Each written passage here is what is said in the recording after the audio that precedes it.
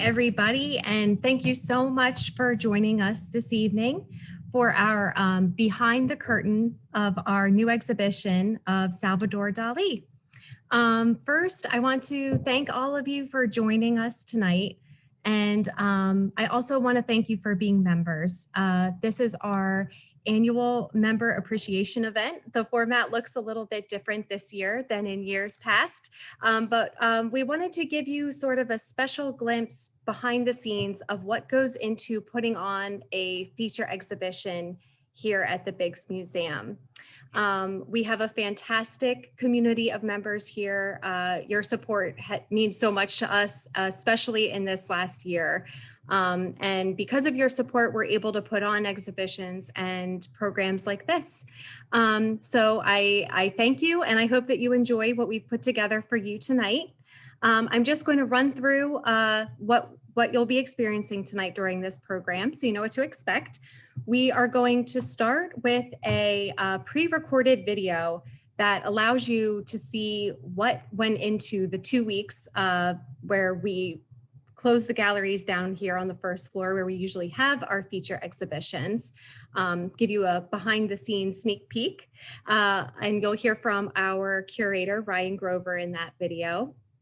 We'll share our screen to show it, so just hang tight. You might need to turn your volume up a little bit. Then we will have a live presentation and demonstration from Ryan here in our Chop Tank Gallery, followed by a Q&A. Everyone's lines are muted, but if you hover your mouse over the screen, you'll see either at the top or bottom of your screen a little bubble that says chat. Feel free throughout the program to drop any questions or comments that you have.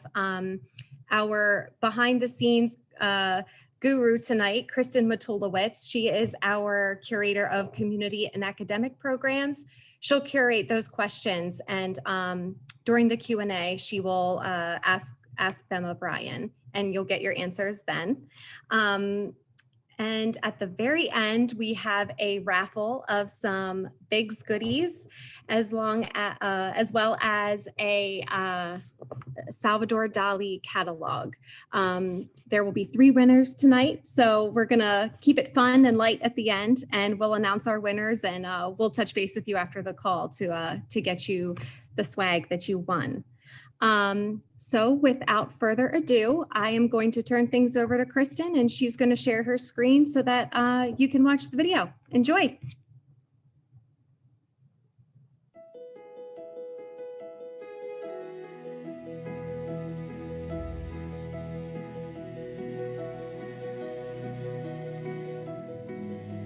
When an exhibition ends here at the Biggs Museum, we have to give ourselves at least about 2-3 weeks in between shows to really sort of properly sort of pack everything down, transport it out to the next destination, and then get ready for the next show, and all the sort of steps that go into that.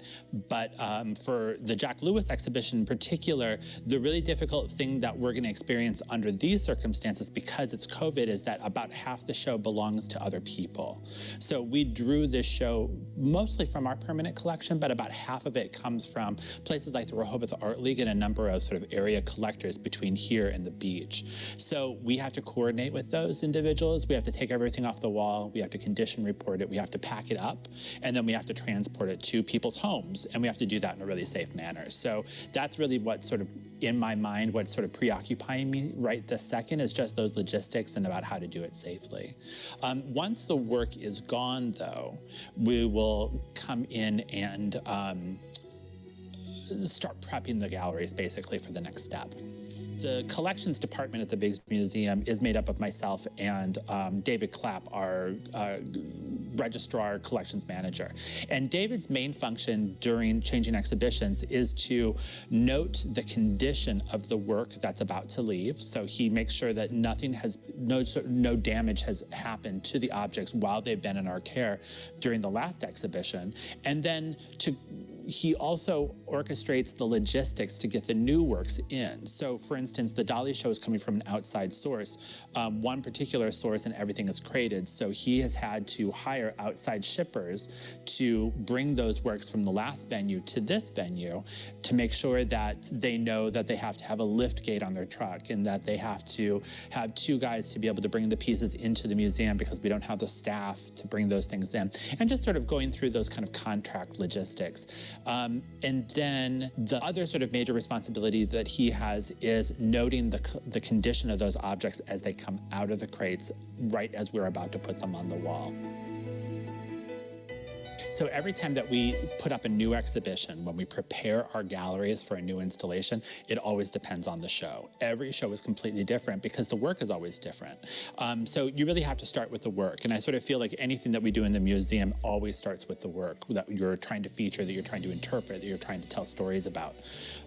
In this case, we have two very different sets of prints, fine art prints created by Salvador Dali. But one is a process that turns out to be sort of black lines on a white paper in simple frames. And then the other set are completely colorful. They actually look like watercolors, even though they're woodblock prints, because they're based on watercolor prints, or excuse me, watercolor paintings that Salvador Dali had done many years ago. So trying to blend these two very different visual stories together is kind of a challenge. And in that situation, we do start separating up spaces within the range of galleries that we sort of set aside for the show in order to be able to give our audience members a kind of break from one set of ideas into the next. And part of that has to do with the way that we sort of move walls around, even distinguishing how we ask people to sort of move through the space, sort of giving them a path,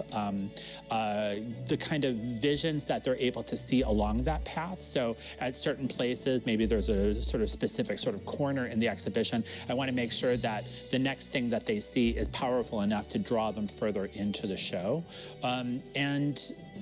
We also have to pick colors for the gallery walls, perhaps accent colors. We have to think really critically where the signage is going to be so that they don't just pass it by and miss really critical information. So that design phase is always really challenging. Lighting at the Biggs Museum is actually something that I've had to give a lot of thought to. We had a chance we were lucky enough as an institution to be able to redecorate some of our interiors a number of years ago. So I was actually able to design many aspects of our lighting scheme here within the museum, and also to make this kind of at the time, what seemed like sort of a scary leap into all LED lighting within our galleries.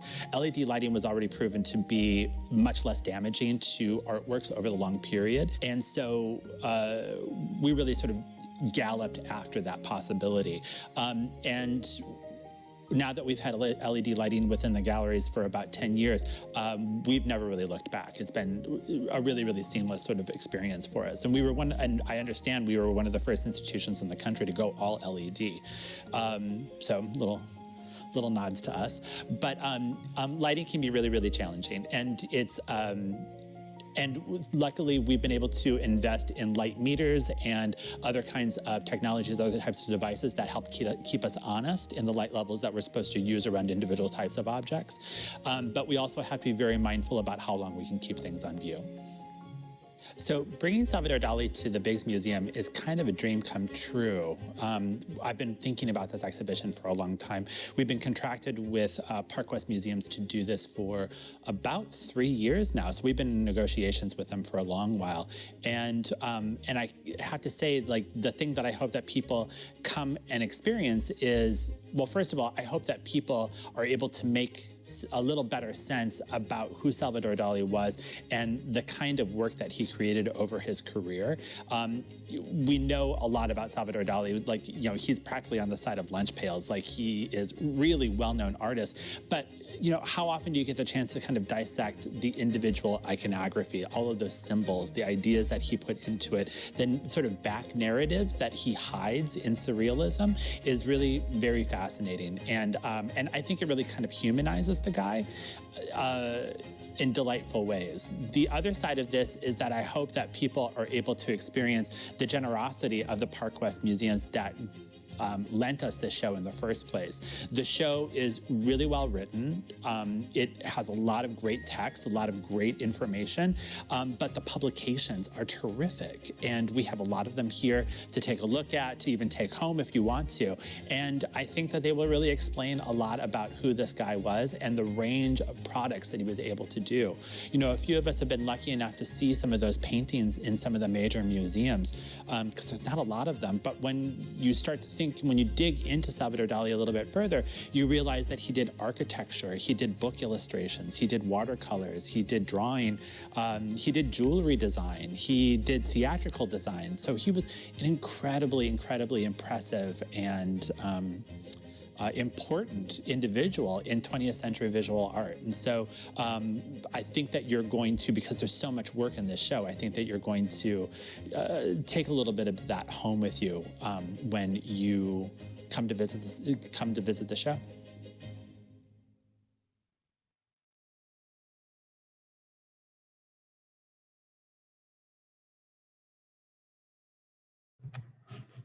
Okay, great. Well, hopefully you all enjoyed that video, that glimpse into Ryan moving walls and David Clapp, our registrar, unpacking crates to see what goes on behind the scenes here, a little bit of that magic. I'm going to turn things over to Ryan now. And Ryan, before we start the demonstration of what goes into hanging a show, could you go into what do feature exhibitions mean at the Bigs? How do you go about planning to get one in? How long does that take? Could you speak to that a little bit for us, please? How do we get exhibitions? I get asked this question a lot, and I feel like the answer always changes because, like I said in the video, the exhibitions that we bring in are always so different. And that is kind of that's the design, honestly.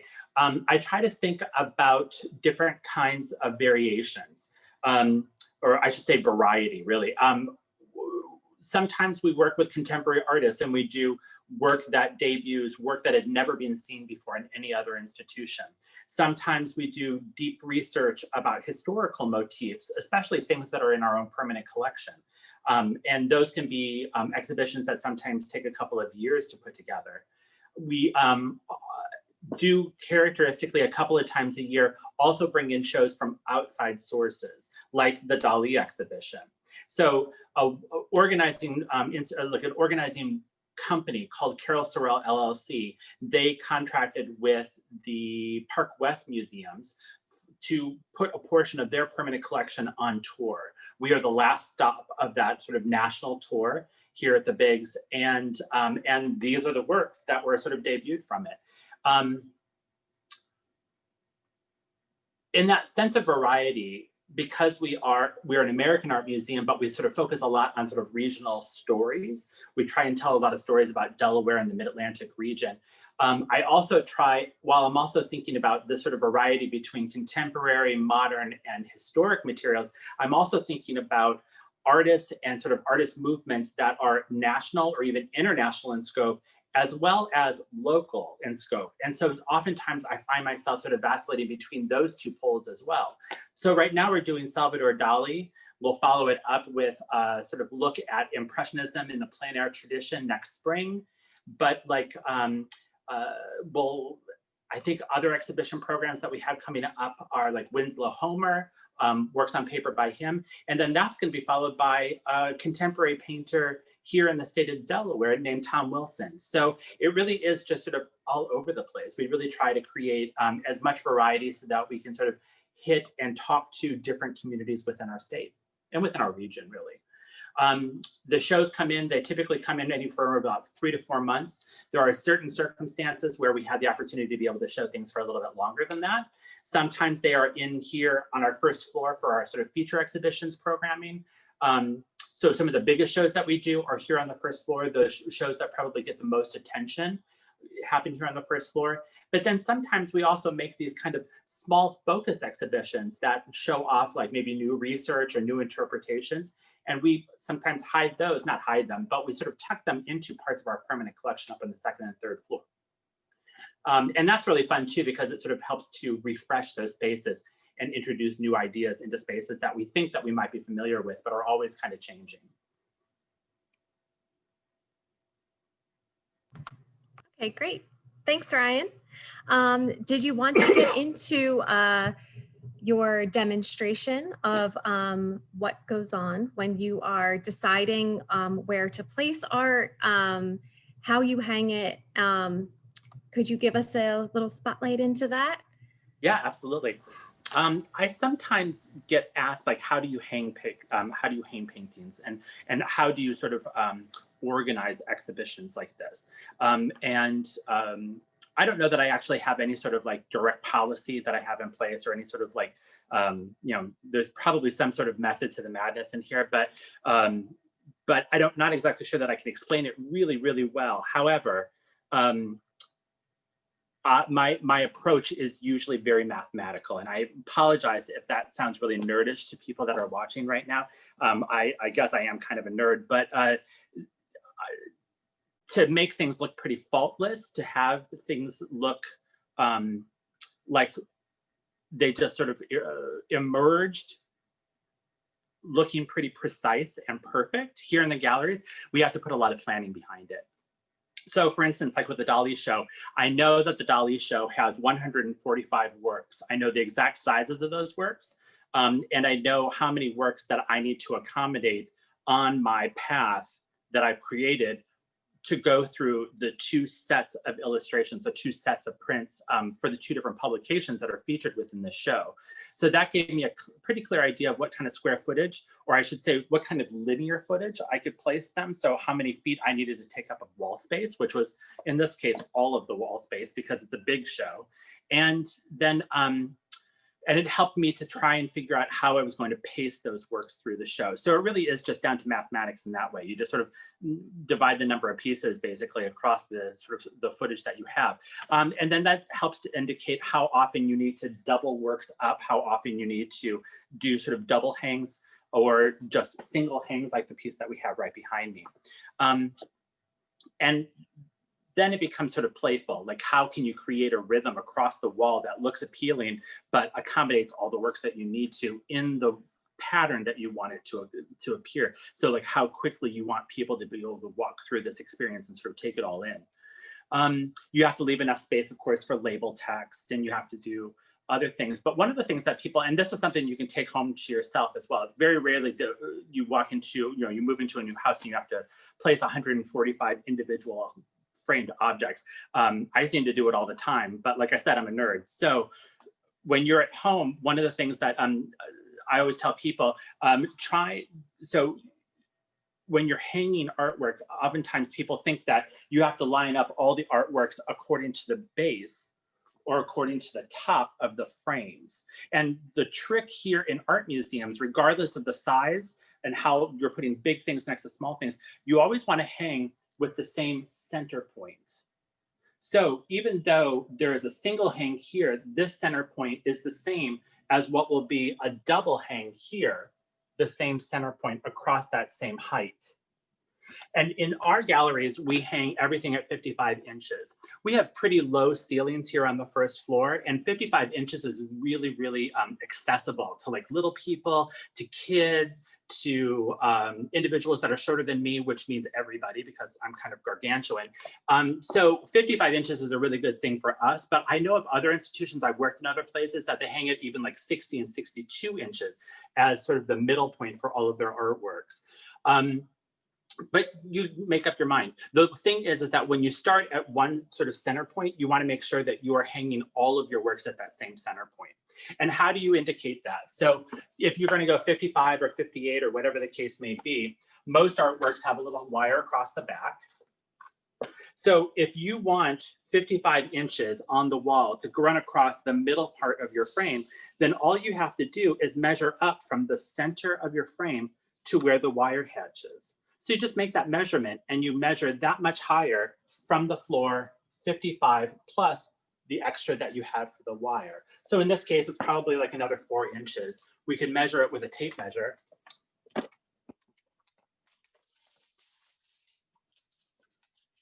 The overall piece is about 23 inches. So the halfway point is going to be at 11.5 inches.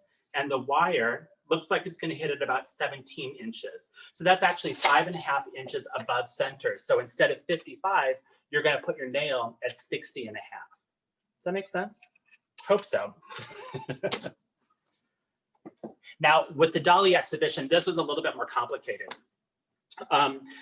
When I started to lay out these individual works, I knew approximately how many pieces I needed to have on every wall. And I had an idea of the rhythm, whether they were going to be double height, single height, how many pieces I could sort of fit in here. But then I had to measure the whole wall. I had to accommodate the individual frames, the spacing between those frames, and then the bigger spacing between these sets. You can tell that I'm sort of hanging them 2 at a time, because ultimately these are book illustrations and I want people to read it like a book. So the two views here, you read this one, then this one, this, and then you will move on. So that each wall had to be sort of calculated. I had to figure out exactly how much space I was going to do. I have to go in, I have to draw with my pencil, and then I used a level to create the lines where our hanging hardware is going to hook up. This is called security hangers. And what you find here is that these little sort of brackets that you see here will hang from cleats that I screw into the wall. And then eventually, we will also have a security clamp on the base, which will lock it into place and it'll make it very, very difficult for somebody to take this off the wall. Security, of course, is a really, really big deal here at the museum. So, and obviously for this lender, so they have asked that we basically sort of mount everything together in really, really secure manner. This happens a lot with sort of expensive objects. So, so you just have to start to make those measurements and make it happen. So I know that the hanging hardware has to run through these two brackets. I have to measure between these two brackets on the line that allows me to create an equidistant space between the top piece and the bottom piece. So lucky for you, I've already done all of those measurements. I've already figured out where our hardware is going to go. And although sometimes I have to use, most of the times I just use sort of an angled, there are sets that you can buy in any hardware store, little brass hooks that go against the wall, and then nails will go through them at an angle. They can come in like 5 weight, 10 weight, 10 pound weights, 20 pound weight, even like 100 pound weight objects. But they work really, really well with artworks. We use them all the time. With security hardwares, you need to use these cleats, and we're screwing them directly into the wall.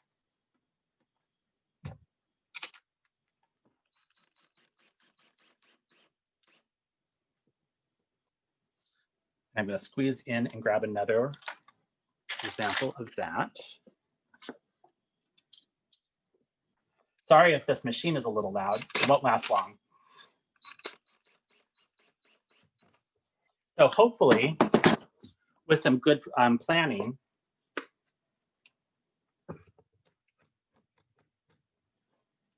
everything lines up. You might want to check with a level just to make sure that everything is in line. It seems to be working pretty well here. I won't bore you with the apparatus of being able to come and put the security screw in the bottom, but it basically just means that I have to do yet another set of measurements, screw that into place, and then there's a special sort of locking wrench that goes into place. That's a little too nerd even for me today. So, but the things to sort of take away from this are make sure that you pick a center point within your galleries and try to accommodate that center point everywhere that you use anywhere within your house. And whether you're doing doubles and the center point has to be someplace in between them, or if you're just hanging singles and it runs right in through the middle. Hi, Ryan. We have a question. Oh, yeah. We have a question here asking, do you have a preferred type of medium to curate?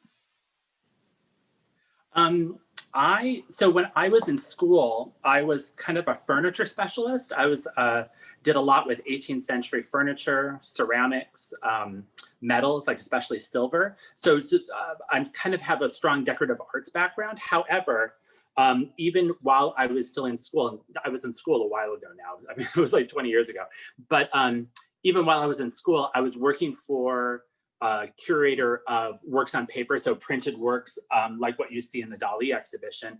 And then I also have worked with a lot of curators of painting. So I'm really what the profession calls a generalist. I work in pretty much all media within the American idiom. And we've worked with video, photography, painting, sculpture, and it's just gone on and on and on. In terms of favorites, my favorite, well, my heart is still kind of with furniture a little bit. I still do really dig working with furniture, although it's heavy, and now I'm coming up on 50 and I don't want to pick it up anymore. So so now I'm going to say that my favorite thing is working with paper. Great, thanks, Ryan. Just a reminder to the folks on the call, if you have any questions that you want to ask of Ryan, we have a few popping in here in our chat window. Go ahead and hover your mouse over your window and click that little square that says chat, and you can type your question or comment into the box there and we will see it.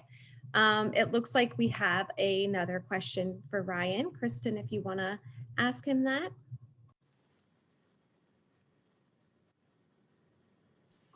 Ryan, we've had another question come in, and they want to know, what was the most challenging exhibition you've ever installed at the Bigs?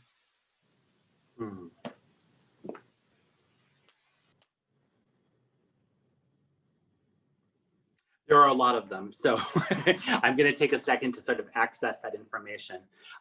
We did an exhibition kind of earlier on in my career. I want to say it was around 2005, 2006. For those of you who have been at the museum, around 2010, we expanded to occupy the first floor. And before that, we were just in the second and third floor of this building, and there was a visitor center down here. While before that time frame, before 2010, we did have feature exhibitions, but they were smaller and much more compact, lots of objects, but in very, very tight areas. They were challenging times, but we had received this really wonderful gift of 750 pieces of Delaware-made silver, the Ken and Regina Brown collection of silver. And we wanted to honor that gift with a major publication and exhibition. So we were creating an internal display space, which many of you have probably seen. It's called our Silver Study Center on the second floor. So we were creating this sort of specialized architectural space with custom-made cabinetry. Well, that was already a headache. And as you can well imagine, anybody who's remodeled a kitchen, it's just like that, except without plumbing. And then on top of that, because that wasn't enough, we had to do, we borrowed about 100 pieces of antique silver from institutions all over the country. Well, I should say institutions and private collections all over the country. And so a lot of them came from the East Coast, but we also had things that were shipped in from Los Angeles, from New Mexico, New York, of course, Chicago. One or two pieces needed to be couriered in. So that means that there were special museum staff members that accompanied those works and had to be accommodated once they were installed here. It was a logistical, challenge, to say the very, very least. It was, and the thing was, is that we were really pressed for time on this exhibition and publication. So the publication, this architectural installation, as well as the temporary exhibition, all came together in less than a year. And that included fundraising to be able to pay for it. It was incredible. It was wild times. And we didn't even have David Clapp as our registrar at the time. So I was not only doing, working with the writers, working with the photographers, working with the architect, working with the construction people, but also managing the entirety of that exhibition and all the logistics for those things coming in. I was lucky that I survived it, honestly. But it was Ryan- great. It was such a fantastic show. People still ask me about it. Wonderful. Ryan, we have another question coming in that is specifically about this Dali exhibition. Yeah. This question asks if you can tell us more about how this Dali collection ended up at the Michigan Museum and then to us. The Michigan Museum, meaning the museum where it originated from, the Park West Museum. Park West Museum was, if I understand it correctly, it was sort of the private collection of the people that owned Park West Gallery. So it's the objects that they didn't sell, the things that they decided to keep for themselves. And they created a museum installation in Michigan around these works. And periodically, like a lot of institutions, they just put them on the road.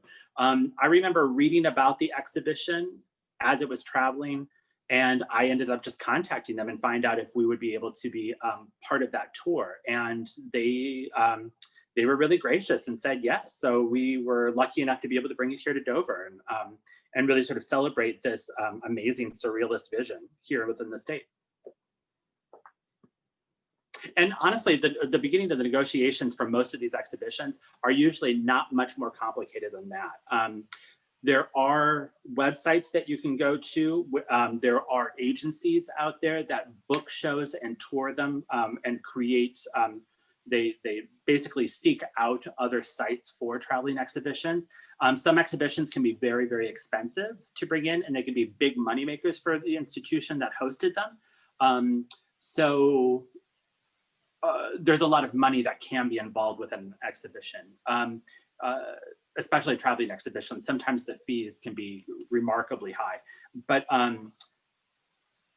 oftentimes you just, you know somebody that was on the project, and so you decide to sort of follow up with it. You read about a review of the show in one of our trade magazines from museums. And oftentimes it's just that you hear that the show is going to travel because of advanced advertising for other institutions, and you follow it up and sort of see if they might be able to accommodate you as well. Thank you. We have another question coming from Roberta. She's asking again specifically about this exhibition. Can you give visitors an estimation of how much time they would need to see this Dali exhibition? It kind of depends. It's interesting that you asked that. I was doing some, I was here within the galleries today, and I was putting up holiday decorations in other parts of the museum. This show is already opened as of last night. Like, we were able to have people into the museum or into the show last night. But today was of course, the formal opening of that. And I was able to see folks walk in and sort of take in the exhibition. And we had a fair number of visitors today, which was great. The first people that I saw was a mother and a young son. And they walked in, and they were probably in the show for about 5 or 10 minutes. She came in, she took some fun photographs of some of the images that she really liked. Read a couple of the labels, and I think she sort of thumbed through the catalog. But for her, the experience was sort of to take it all in, to just kind of like get this kind of light, this sort of light review of the exhibition. Maybe she's planning to come back at a later time.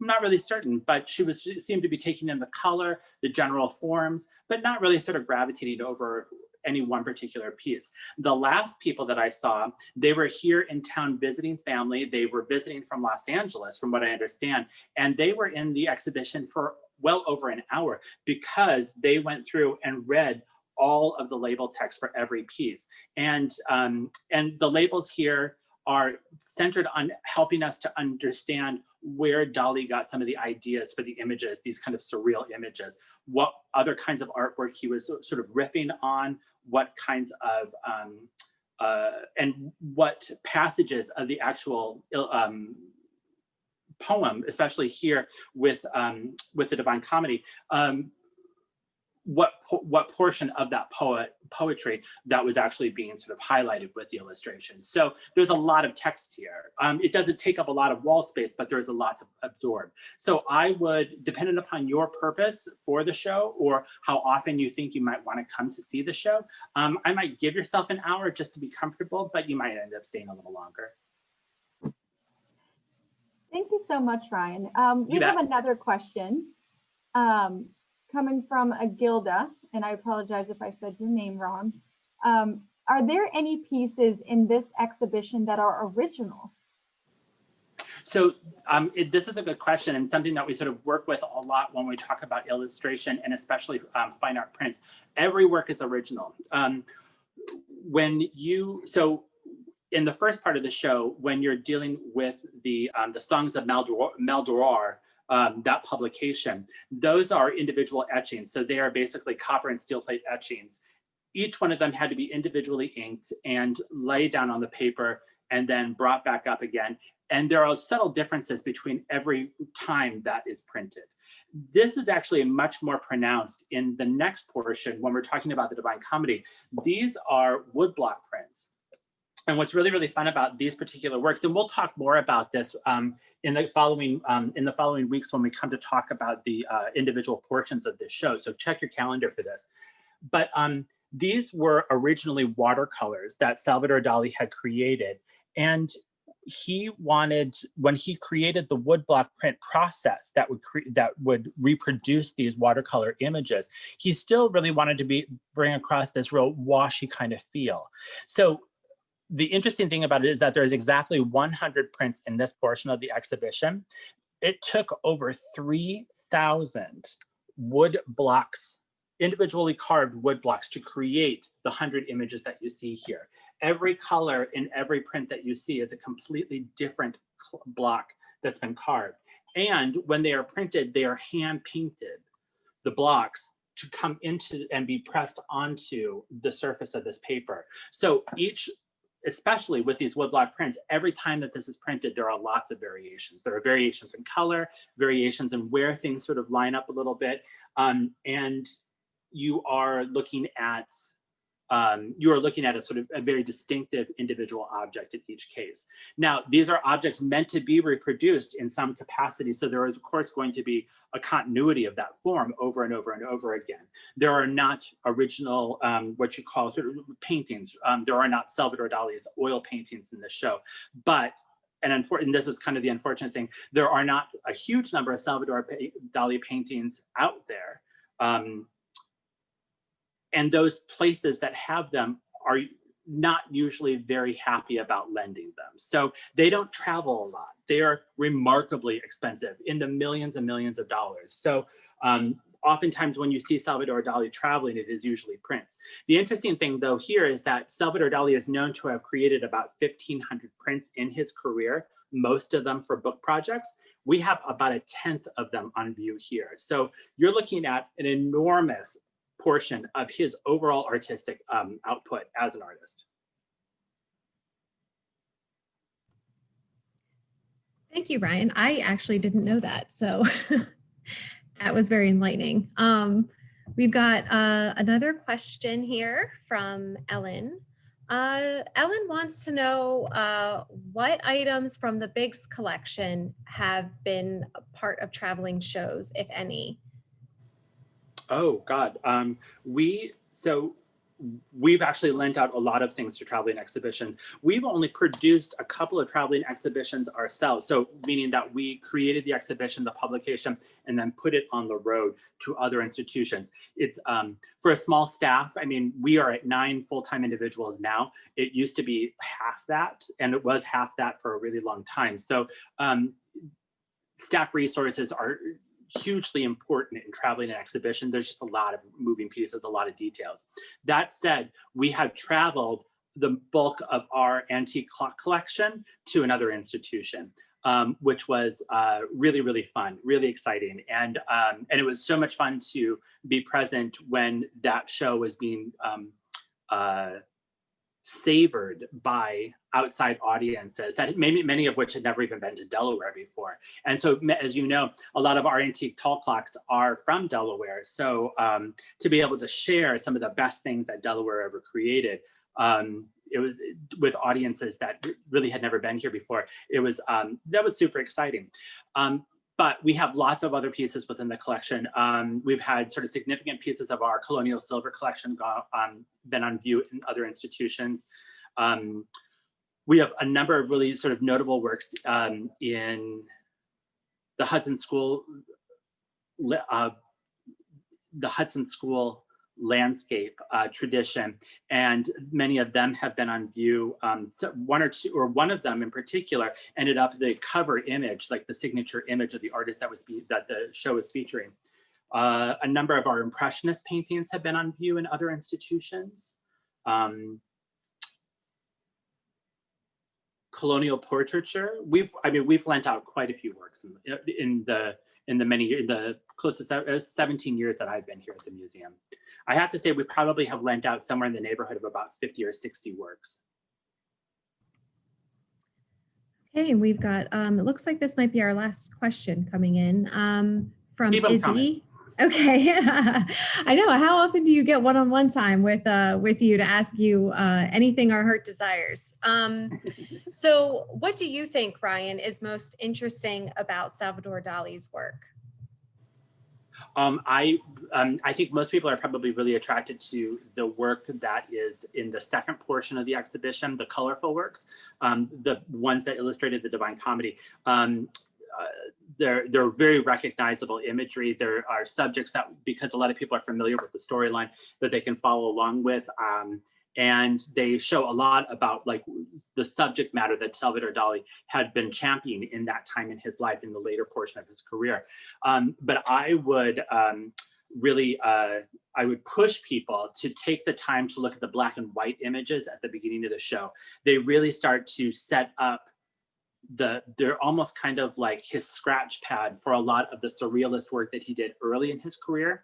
So these are where the melting clocks come from. This is where the people with the chests of drawers, I mean, literally sort of chests and their drawers sort of unbuckle, the sort of figures with angels and individuals with the enlarged heads and the crutches. And they are just so rich iconographically that, but they're challenging. They take a little time to get into it. So I would spend a little bit extra time in that space just so that you can sort of soak it up, because it's really, really exciting to sort of see an artist coming into becoming Salvador Dali through these images. All right, great, thanks. That seems to be the end of our questions, but if anything occurs to anyone else that they want to know, again, feel free to drop it in the chat window there. We do have some really cool upcoming virtual programs that delve more into Salvador Dali's work, more so than this program, which focused on the work that goes into putting on an exhibition like this. Kristen, do you want to tell our attendees about some upcoming programs they might be interested in? All right, hi everyone. Yeah, so as part of our members, I don't know if you're new to membership, but all of our members get great discounts on our programs. And we have a regular Tuesday night sort of dinner theater tour and lecture series that we do regularly.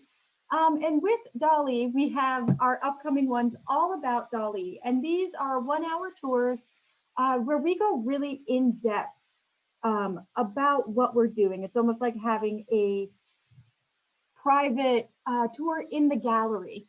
So coming up on December 15th will be our first of our Salvador Dali tours. And this one is going to focus on one half of our exhibition. And we're just going to be looking at the Divine Comedy and the illustrations created for the Divine Comedy in this exhibition. Once we come into January, we hit part 2 of this tour. And both that tour and this tour are free to members. This second part is going to focus on the works of La Chance de Maldor. And it's again going to be from 6 to 7 p.m. and it's free to members. We have a third virtual program, just like the one you have now, that is coming up later in January. And this is a guest speaker with the gentleman who actually created this traveling exhibition. Ryan installed it, thought about how we're seeing it. But this gentleman, David Rubin, actually sort of created this idea of a stairway to heaven and sort of chose these artworks to go together. He'll be joining us via Zoom and talking about how he did that and how he came up with this exhibition that we now have on display. Because this one is a guest speaker, it is not free, but you do get a large discount to participate in this virtual program. It will be only $5 for our members. And that is what we have coming up. Great, thanks, Kristen. If anyone would like to register for any of those upcoming programs, you can do so online. If that gives you any difficulty, which I'll be honest, our website might be known for that among our members, feel free to give us a call at the front desk. Just call the museum and hit 0, and someone here will be able to register you for any upcoming programs. We can also help you with your tickets, although they are free to you as members. If you want to come see the Salvador Dali show or anything in our permanent collection over the next few months, I do recommend calling ahead so that you can make a timed reservation. Now more than ever, we are trying to keep our visitors and staff safe, and we'll really be trying to stick to that reservation list in order to space visitors out as they move throughout the museum. So just give us a call. We'd be happy to help you with any of those things. I hope to, see y'all soon through the museum. I think you'll really enjoy this show. Without further ado, I will show you what our raffle winners will win tonight. The beautiful Biggs Museum of American Art mask. This is screen printed by one of our Delaware by hand artists. We have the exhibition catalog. All of these things are also for sale, mask included, in our gift shop too, if you are not one of our lucky winners tonight. And this very heavy illustrations catalog of Salvador Dali. You can see this too. I think that this is $35 in the gift shop. And then also in your swag bags are some Biggs Museum note cards, a reusable Chico bag, some postcards, things like that. So I think that you will really enjoy them. Let's see, we drew names. Let me just scroll up here. First, we have Roberta McQueen. You asked one of the questions, so I know that you are here on the line. So I will, like I said, I will follow up with our winners tomorrow. I'll be here at the museum. You're welcome to come pick them up, or I can make other arrangements to get them to you. Our next winner, drum roll please, is William Bond. William, congratulations. And our last winner is Bill Marin. Bill. We got 2 Williams winning tonight. There must be luck with that name or something. So congratulations. I hope that you enjoy what we put together for you. I also, because you guys are members and you know all of the awesome benefits that are involved, and how, we have a really great sense of community here at the Biggs Museum. We also have gift memberships that you can purchase as gifts for your loved ones or family who you think might enjoy the experience of having a membership for a year at the Biggs Museum. It's a way to support us, and it's a way to give a gift, an experiential gift this holiday season. If you are interested in doing that, I can help you with that. So that about wraps up our program.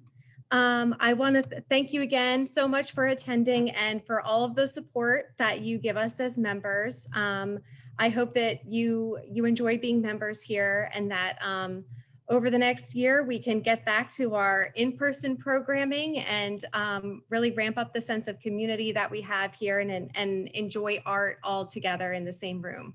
So thank you to my colleagues for helping put on this program tonight, and thank you all for attending. Hope to see you at the museum soon. Good night.